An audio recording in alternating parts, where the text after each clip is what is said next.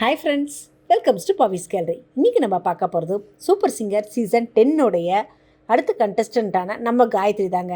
காயத்ரி பற்றி இது ஒரு ஸ்பெஷல் விஷயமே சொல்லலாம். ஏன்னா அந்த மிமிக்ரி பண்ணுறது, ஒரு டிஃப்ரெண்ட் பேர்ட்ஸ் அனிமல்ஸ் வாய்ஸில் பண்ணுறது, செம க்யூட்டான வந்து பொண்ணும் அதுக்கேற்ற மாதிரி ப்ரெசன்டேஷன்ஸ்லேருந்து எல்லாமே அந்த எக்ஸ்ப்ரெஷன்ஸ் செம சூப்பராக பண்ணுவாங்கன்னு தான் சொல்லுங்க. அப்படி இருக்குது நம்ம காயத்ரி. இன்றைக்கி செலக்ட் பண்ணியிருக்க சாங் பார்த்திங்கன்னா, குஷி படத்துலேருந்து மேகம் கருக்குது. அந்த சாங்கு நிஜமாகவே செம சூப்பராக இருக்கும். அந்த சாங்கோட லொக்கேஷனாக இருக்கட்டும், எல்லாமே அவ்வளோ அழகாக செமையாக இருக்கும்.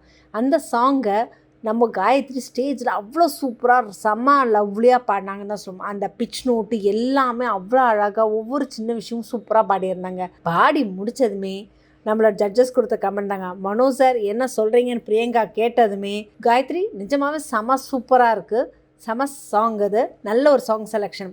பட் ஆனால் உங்கள் வாய்ஸுக்கு அந்த சாங் ஓகே தான். பட் ஆனால் இன்னும் அந்த சரணத்துலலாம் இன்னும் கொஞ்சம் சில விஷயங்கள் நீங்கள் நோட் பண்ண வேண்டியது இருக்குது. ஏன்னா நீங்கள் ஆல்ரெடி கொடுத்துருந்த பர்ஃபார்மன்ஸ்க்கு கம்பேர் பண்ணும்போது இன்றைக்கி ரொம்ப கம்மியாக இருக்கிற மாதிரி எனக்கு ஃபீல் ஆச்சு.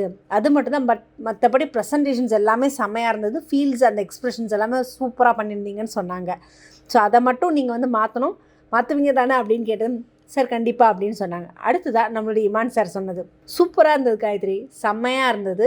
இன்னொன்று என்னென்னா, நீங்கள் வந்து நல்ல ஒரு ஹை பிச் அந்த இதுலலாம் நல்ல ஒரு ப்ரெசன்டேஷன் கொடுத்ததுனால உங்கள் மேலே இருந்த ஒரு லெவல் வந்து வேறு மாதிரி இருந்துட்டு, இன்றைக்கி அதை கம்பேர் பண்ணும்போது லெவல் கொஞ்சம் கம்மியாக இருந்த மாதிரி ஃபீல் ஆகுது. மற்றபடி வந்து சாங் சூப்பராக இருந்தது, செம்மையாக இருந்தது. அந்த பிச் நோட் எல்லாமே அருமையாக பாடியிருந்தீங்க.